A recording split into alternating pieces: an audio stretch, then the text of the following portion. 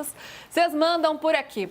Bom, São Paulo entra em campo, então, contra o Tajeres, lá em Córdoba, 9h30 da noite. Um jogo que tem muitos elementos interessantes aí para a gente acompanhar. O Zubeldia está pressionado no cargo e Hernan traz bastidores dessa partida. O São Paulo chegou ontem, foi uma viagem tranquila, voo fretado, né? Foi uma viagem bastante produtiva. A comissão técnica aproveitou a viagem para estudar, para ver adversário, ajustar.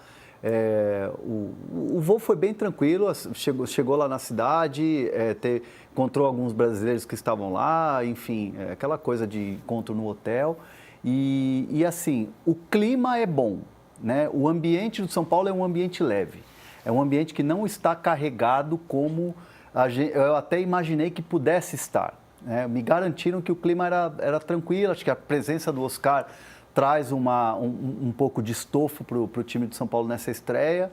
Todo mundo sabe que existe uma pressão em cima do trabalho do Zubeldia, que há necessidade, principalmente, de você melhorar o desempenho, de você largar na Libertadores, e a Libertadores é o foco principal do São Paulo esse ano, largar na frente, sair vencendo, pontuar é importante, mas o que me garantem é que o clima está mais tranquilo, assim, que o clima tá bem leve e que é um São Paulo que vai confiante, sabendo que o adversário não passa por um bom momento. E é claro que nesse momento, por mais que eu tenha trazido aqui a informação, Lu e PVC, que jogo a jogo, o São Paulo vai ficar avaliando o trabalho do Zubeldia. E parece que é assim, né? Perdeu, tá fora, ganhou, ganha sobrevida.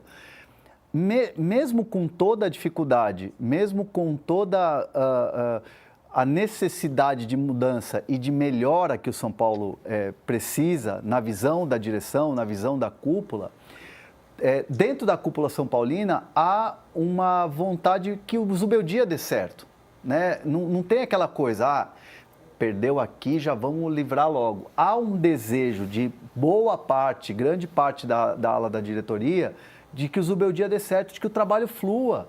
Porque, assim, foi exatamente a frase que eu ouvi hoje de manhã no telefone. Ninguém trabalha contra o São Paulo. Todo mundo trabalha aqui para melhorar o São Paulo. E o Zubeldia vencendo os jogos e o time encaixando, o time tendo variações, o time jogando bem, é óbvio que é bom para o São Paulo.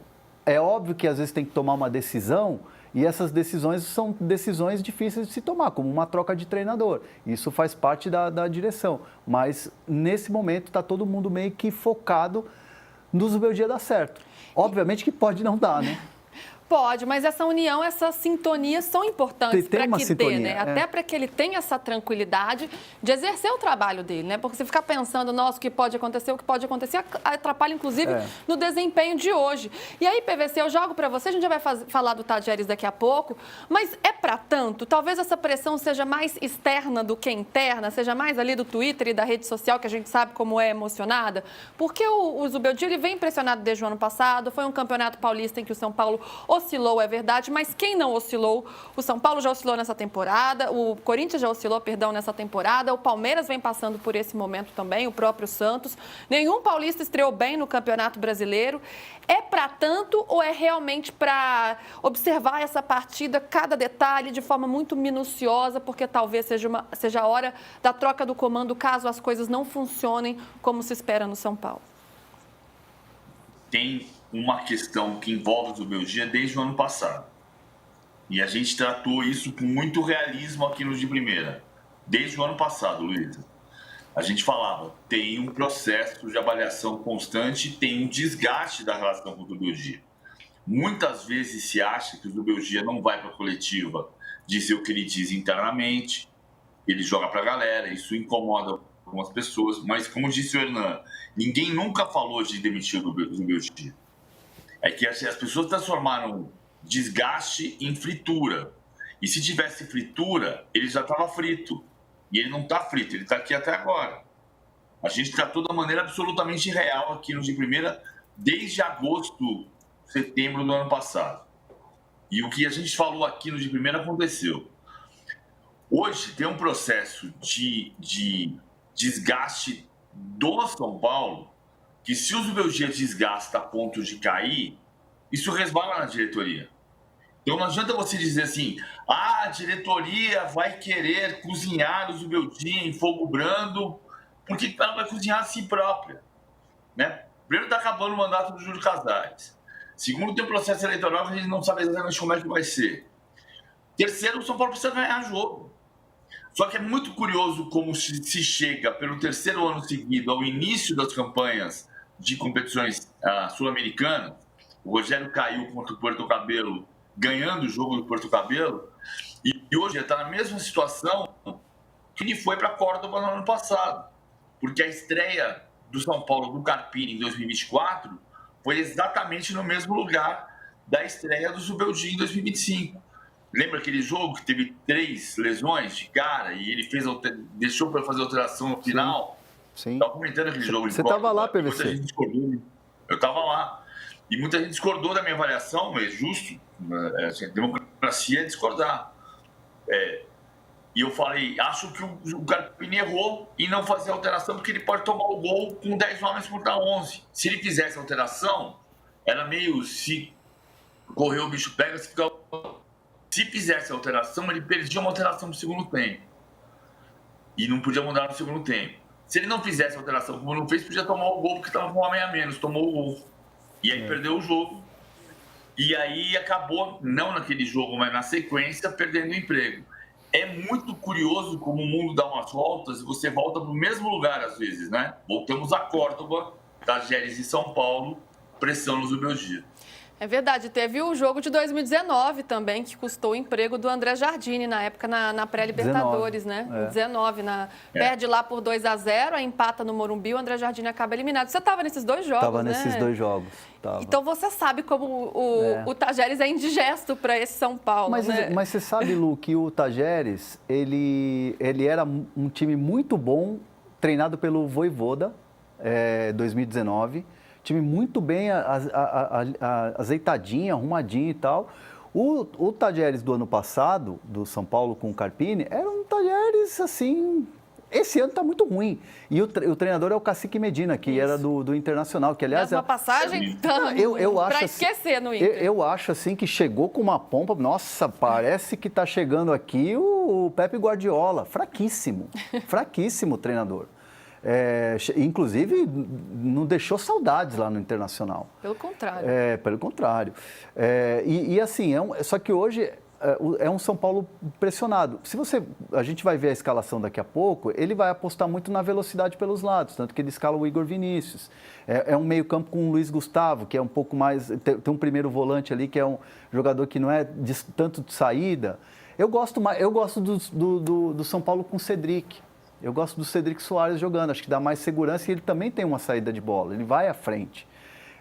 Mas são escolhas, e aí essas escolhas que muitas vezes são questionadas no Zubeldia.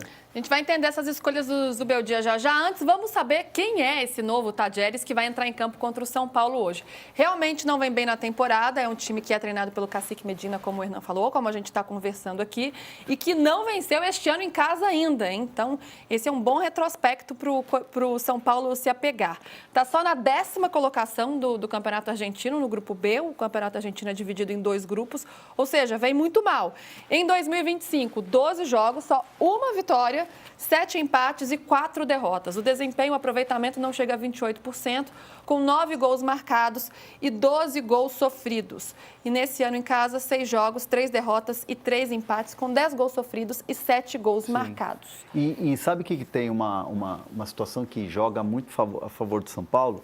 Que o estádio lá não é um estádio caldeirão que nem a gente vê no futebol argentino, né? Aquela coisa da torcida em cima e tal. É um estádio que tem pista de atletismo, é um estádio grande, é um estádio gigante e não tem aquela coisa da acústica. Então, o São Paulo não vai tomar pressão de torcida, aquela coisa, a torcida fica em cima, às vezes você consegue dar o ritmo do jogo.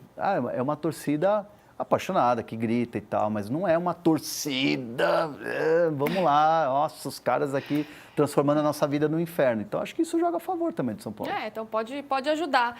Ô, PVC, esse adversário é menos indigesto do que parece? Talvez seja uma situação que a gente não precisa criar esses monstros na cabeça do São Paulino por ter que atuar lá? Aquele jogo foi no dia 4 de abril de 2024, hoje é dia 2 de abril. o técnico que fez um grande trabalho no Tajeres, que é o Walter Ribonetto, está aqui no meu hotel. O Walter Ribonetto é técnico do meu Melgar agora. Então, voltar para a conversa do treinador que estava no Tajeres, mudou. O Alexandre Medina foi um bom técnico no Vélez, foi um bom técnico no Nacional, passou pelo Internacional e não foi bem. Naquela época, o Internacional queria contratar o Paulo Souza, e quando o Flamengo se aproximou do Paulo Souza, o Internacional tirou o pé e disse: eu não vou ficar fazendo play. Aí, por causa disso, foi no Alexandre Medina. O Medina é um técnico de algumas características que não são as mais modernas, por exemplo, marcação individual em grande parte do jogo e nas bolas paradas. Então não é o melhor adversário. A grande semelhança entre a situação do Carpini no ano passado e do Zubeldia hoje é ter que estrear na Libertadores em Córdoba contra o Tajeres. A grande diferença é que o Tajeres do ano passado era forte, tanto que se classificou e foi enfrentar o River Plate. E o Tajeres deste ano não é forte, é fraco. Muito bom, ótima notícia para o São Paulino. E como é que Luiz Zubeldia está pensando em armar essa equipe? André Hernan já trouxe ontem para a gente que o Oscar vai jogar. Quero saber se ele começa jogando, qual é esse planejamento da minutagem para o Oscar. Talvez não aguente o jogo inteiro, se é que ele está no sacrifício. Lucas segue fora, não foi nem relacionado para o jogo, não viajou. Temos o campinho aí do São Paulo, com a prévia do São Paulo que deve ir a campo. Aí, Hernan, tem Rafael. Rafael, né? O Igor Vinícius na lateral. Arboleda, Alan Franco, Wendel, que aí é essa característica de você ter o Luiz Gustavo como primeiro volante, que te dá a sustentação. É quase que um terceiro homem de defesa para você ter essa subida dos laterais. E o Wendel tem muito mais a capacidade de ataque, assim como o Igor Vinícius, do que quando ele tem Cedric e Enzo Dias. Então é um time que vai girar muito. O Ferreirinha também vai dar essa profundidade. O Oscar e o Luciano vão ficar se revezando ali no meio, fazendo aquela flutuando, né, para confundir a marcação, e bola no Caleri, né? O Caleri precisa fazer gol, o Caleri precisa ser decisivo. O Caleri é pago para fazer gol. E o Caleri, quando perde pênalti, como perdeu agora contra o Sport, perdeu o gol feito contra o Botafogo, que não pode perder, você tem que criticar o Caleri. Tem que ser banco de reservas? Tem muita gente que começa a questionar, será que o Caleri já está merecendo banco? Será que o André não pode ganhar uma oportunidade como titular? Ou propriamente, se ele for ousado, o Rian Francisco? Eu acho que ainda não. Eu acho que esse jogo é tipo um jogo para o Caleri. Trombador, brigador, de repente sobra uma bola para ele, ele vai lá e faz o gol. Exatamente. Jogo na Argentina, na terra dele, acho que é jogo para o Caleri, não é jogo para tirar o Caleri. Mas ele precisa mostrar, e hoje é uma boa oportunidade para ele mostrar que ele é esse jogador que a torcida ama tanto, né? É aquele jogo para aparecer, né? Aquele jogo que pode ter um poder de decisão aí. E também o centroavante, ele precisa ter a confiança do treinador, né? É meio que como um goleiro, assim, que não dá para você sair trocando. Apesar que o André Silva, ele vem bem, ele é o artilheiro do time na temporada, o Caleri realmente vem deixando a desejar. Só tem 3 gols em 15 jogos, perdeu pênalti contra o Sport, mas ainda assim pode se tornar o maior artilheiro de São Paulo na Libertadores, né? Hoje ele está empatado com o Luiz Fabiano e com o Rogério Ceni, 14 gols, pode aí alcançar essa marca histórica. PVC, é o momento de dar essa confiança mesmo para o Caleri, para ser decisivo hoje, ou você repensaria isso como parte da torcida do São Paulo pensa hoje? Eu entendo que o São Paulo tem um elenco suficiente para voltar a ganhar títulos. Não é que o elenco do São Paulo seja o melhor do Brasil, mas o elenco do São Paulo tem jogadores que podem jogar mais do que estão jogando. O Lucas está afastado pela lesão desde o jogo contra o Palmeiras. Eu disse que ele ia voltar contra o Sport, não voltou e não volta hoje ainda, ou seja, ele tem uma lesão importante. Você tem Lucas, você tem Oscar, você tem Caleri, você tem jogadores que podem decidir jogos. Jogadores que decidiram jogos, como o Caleri, como o Lucas, na Copa do Brasil de 2023.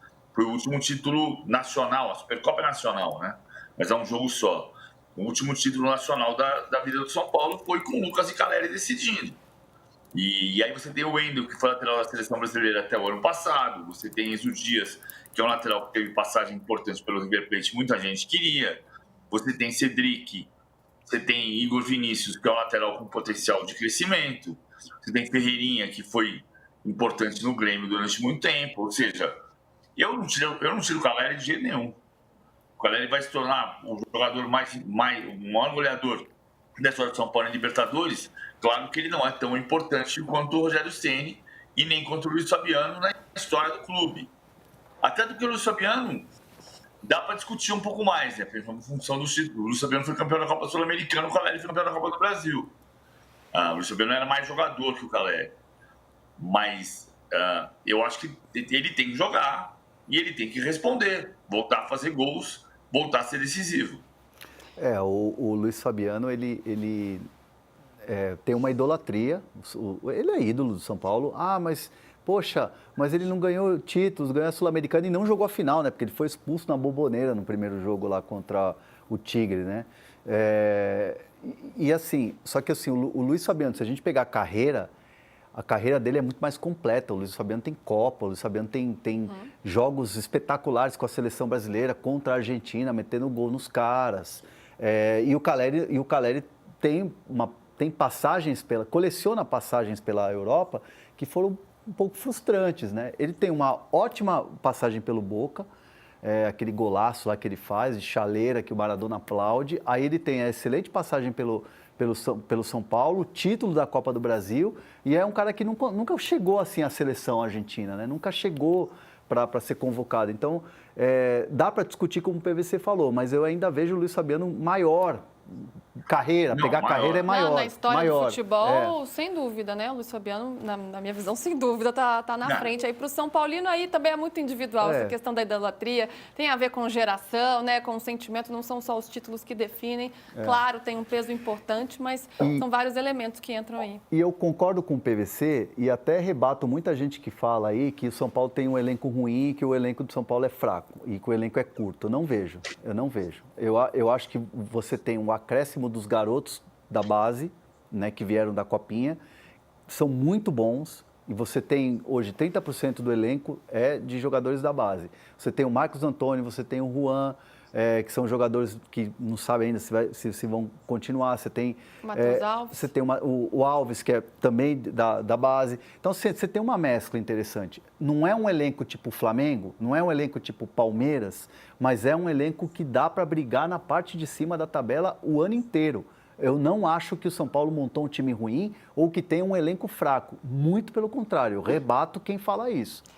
Com esses argumentos. E a partir disso, eu queria que a gente pensasse aqui nessas possibilidades para o Oscar. Não tem o Lucas hoje, o Oscar já há uma ideia, Hernan, ele deve começar mesmo como titular? O que a diretoria está pensando? E caso precise haver essa troca, na última partida ele optou pelo Marcos Antônio, muita gente não gostou, achou que foi uma escalação um pouco defensiva, não pelo esquema tático em si, mas pelas características do jogador. Ele tem o Alves como opção também, que tem mais essa característica de criação. O que pode ser feito ali? O Oscar sai jogando, né? O que me falaram foi assim, até num tom de brincadeira, só se ele sentir alguma coisa no treino da madrugada. Pelo amor de Deus, gente. Não tem treino de madrugada. Bate aqui, ó, na madeira. Vai para bater aqui, ó. Não tem treino da madrugada. O Oscar sai jogando, né? E se de repente não reunir condições para 90 minutos, o Marcos Antônio na prévia seria o substituto natural. E o Marcos Antônio, muita gente fala assim, ele é um jogador de defesa. Mas o Marcos Antônio, no futebol europeu, PVC que acompanhou ele no futebol italiano, ele chegou a jogar como terceiro homem de meio campo. Ele é um motorzinho, ele é um cara que vai à frente e volta, é um cara bem moderno, assim. Só que o que eu acho que o Marcos Antônio ainda não teve no São Paulo foi uma sequência para ele poder ter, para ele ganhar confiança. Mas eu acho ele muito bom jogador. Eu comparo ele, não sei se o PVC vai concordar, você também, Lu, muito que é o Matheus Henrique do Cruzeiro. É um jogador que pode ser o terceiro homem, pode ser um cara de marcação, tem saída de bola, gira. Eu gosto muito do Marcos Antônio. São dois jogadores com muita versatilidade, né? Que eles podem apresentar, que é o que os técnicos hoje gostam, né? Um jogador que apresente várias funções. PVC, debatemos isso bastante essa semana, né? Sobre como o Zubeldia escalou essa equipe na última partida na estreia do Brasileiro contra o Sport. 3 zagueiros e 3 volantes. Aliás, Hernan, o Oscar, a ideia é que ele não jogue a partida inteira, né? Provavelmente ele deve ser... vai sentir. Sentir durante o jogo. Vai sentir durante o jogo. O fato dele não ter jogado contra o Sport e ter feito uma recuperação, foi positivo. Não quer dizer que ele vai no sacrifício para correr risco para a temporada. Não é um Garro 2.0. Não é... Jogando com infiltração. Não é por aí. Para você, qual que é a melhor alternativa, caso o Oscar tenha que sair e também considerando que hoje o Zubeldia não tem o Lucas, PVC? Pela PrEP, ele vai com 2 zagueiros só. O São Paulo passou a jogar melhor com 3 zagueiros. Eu iria com a formação para tentar ganhar o Tajeres, mesmo com 3 zagueiros, do que ele está achando que o Tajeres é um time que você pode vencer.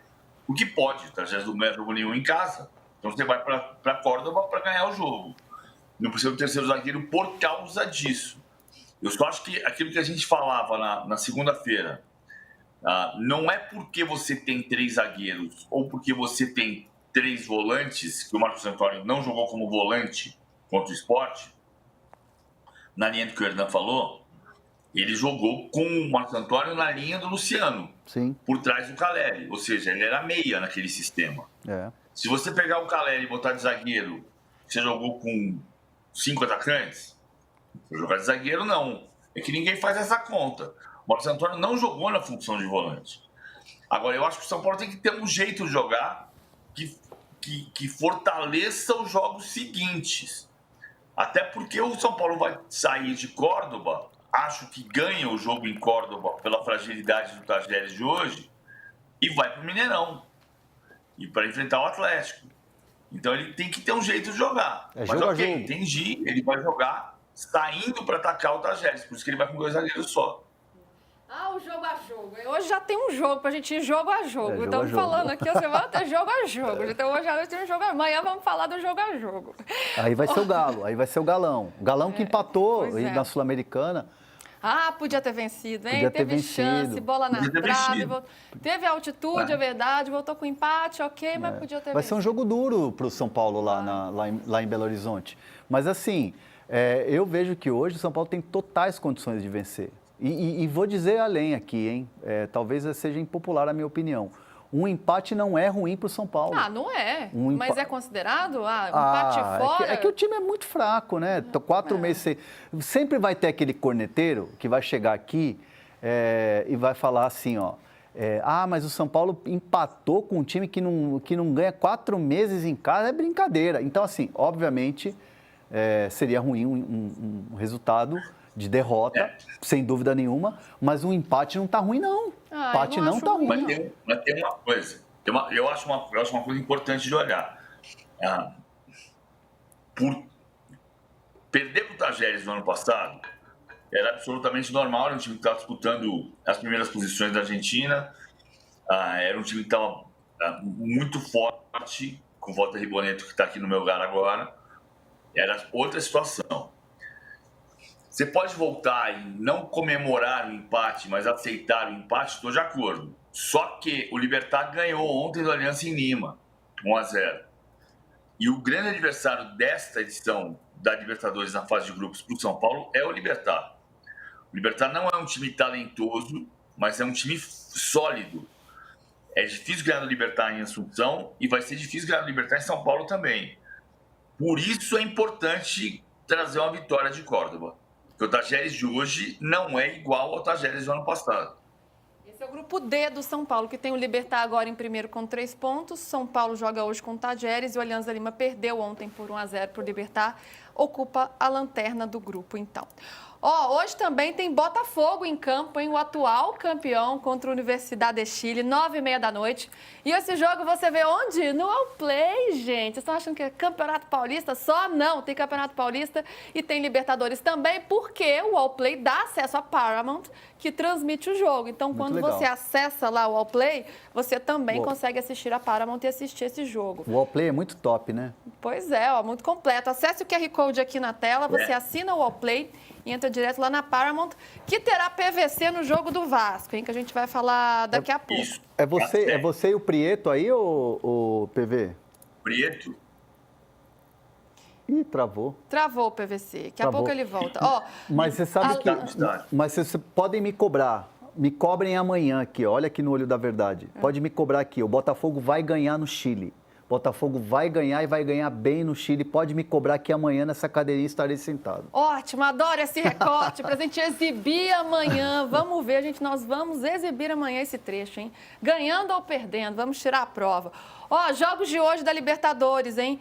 Tem 7 da noite o San Antonio Bulo-Bulo contra o Olímpia do Paraguai, o San Antonio Bulo-Bulo da Bolívia.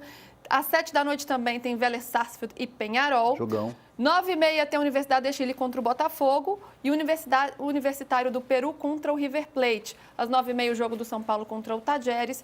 E às 11 da noite Atlético Nacional e Nacional, esse grupo que é do Inter e do Bahia, né? Um grupo difícil aí da Libertadores. Sabe que esse jogo é o Nacional contra o Nacional, né? É, Nacional. É o grupo nacional, né? Porque tem o Internacional. E tem o Internacional. O Nacional, o Atlético Nacional, é tudo nacional. Só para confundir as nossas mentes, as nossas cabeças.